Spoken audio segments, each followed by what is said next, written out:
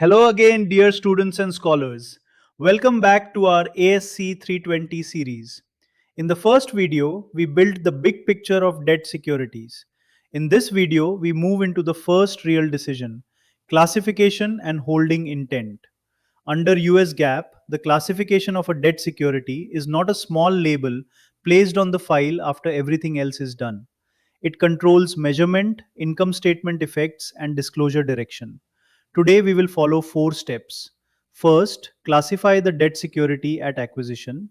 Second, test holding intent and ability. Third, apply held to maturity or HTM measurement when the requirements are actually met.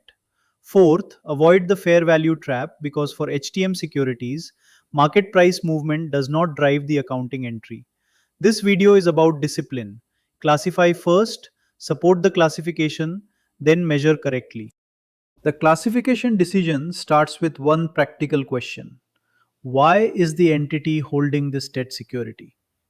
If the company has positive intent and ability to hold until maturity, HTM may be appropriate. If the security is held principally for near term sale or profit taking, it belongs in trading. If it is neither HTM nor trading, it generally falls into available for sale or AFS. Classification is not decoration. That is a very useful line. In real accounting, classification is not like choosing a nice folder color for office files. It changes the balance sheet measurement and the income statement result. So, when you see an exam question or a close process fact pattern, do not start with fair value. Start with management's purpose and whether that purpose is supportable. Classification must be documented at acquisition. That means the company cannot wait until year end, look at whether fair value went up or down, and then choose the category that gives the preferred accounting result. That would be backward. The order is purchase, document, apply measurement, and then reassess at each reporting date. Reassessment is not a free re election, it is a confirmation that the original facts still hold or that a genuine change in facts and circumstances has occurred. A change in market price by itself is not a magic permission slip to change classification. So the practical audit question is simple. Did management document the classification at purchase and does the current evidence still support it? If the documentation trail is missing, the accounting answer becomes much harder to defend. Here is the core ASC 320 grid again, but now we are using it with more precision. HTM requires positive intent and ability to hold until maturity, and the security is measured at amortized cost. Trading securities are held principally for near term sale or profit taking, and unrealized gains and losses go through earnings. AFS is the residual category. It is neither HTM nor trading, and its unrealized gains and losses generally go through other comprehensive income or OCI. The key point is that each category has both a qualifying basis and a measurement consequence. HTM has the strictest qualification test. Trading has the fastest earnings impact. AFS sits between them by using fair value on the balance sheet while usually keeping unrealized changes outside net income until realization. Now we focus on held to maturity. HTM is the highest discipline category in ASC 320. It is not simply a preference for long term holding. The entity must have both positive intent and practical ability to hold the security from acquisition through its contractual maturity date. If the classification is valid, the security is reported at amortized cost, not fair value. Interest income is recognized over time using the effective interest method.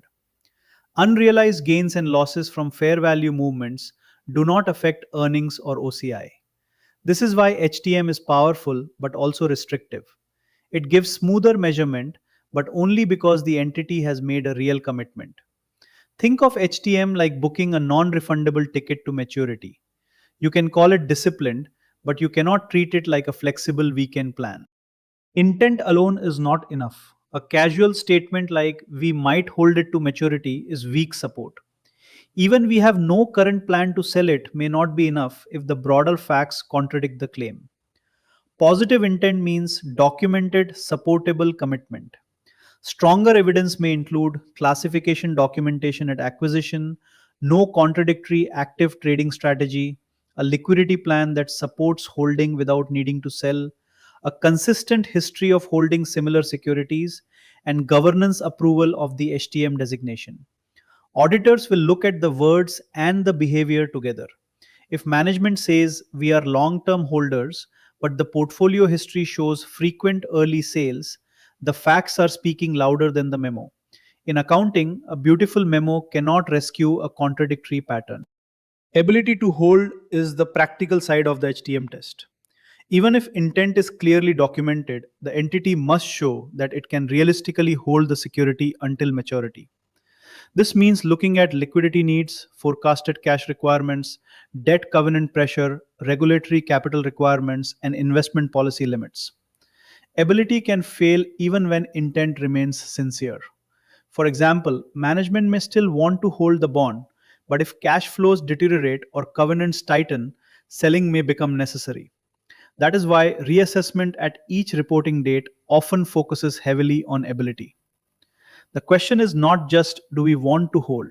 The better question is can we hold without creating a liquidity, covenant, regulatory, or policy problem? STM is not based on optimism, it is based on supportable capacity. ASC 320 classification is made security by security. One portfolio can contain HTM, trading, and AFS securities at the same time if each security has different supporting facts. On this slide, Bond A has strong documented intent, a long term liquidity surplus, and no covenant pressure, so HTM is supportable. Bond B was purchased for near term profit on expected rate movement, so trading is appropriate. Bond C is retained for potential liquidity use with no specific sale plan but also no maturity commitment, so AFS fits. This is important because portfolio level language can be misleading. A company cannot say our investment portfolio is conservative and then automatically classify everything as HTM. Each bond needs its own purchase rationale, holding plan, and evidence. Now let us connect the holding decision to amortized cost. For HTM securities, the carrying amount on the statement of financial position is amortized cost, not current fair value. If the bond was purchased at a discount, the carrying amount increases over time as the discount is amortized. If the bond was purchased at a premium, the carrying amount decreases over time as the premium is amortized. Both movements bring the carrying amount toward face value at maturity. Interest income includes the cash interest received plus or minus premium or discount amortization, so the effective yield is recognized systematically. This is why amortized cost is not just original cost sitting untouched. It is a disciplined measurement path from purchase price to maturity value. The discount amortization bridge makes that logic more concrete. Suppose a bond is purchased in 2026 for $96,000 with a face amount of $100,000. The $4,000 discount is not recognized all at once. Under the effective interest method, interest income is based on the carrying amount and the effective yield. Cash interest is based on the face amount and the stated coupon rate. The difference between interest income and cash interest is discount amortization. That amortization increases the carrying amount each period. By the final maturity date, the carrying amount should equal the $100,000 face amount exactly. So the bridge is not random, it is the accounting system slowly walking the bond from purchase price to maturity value. This slide addresses one of the biggest HTM traps. Fair value does not drive HTM measurement.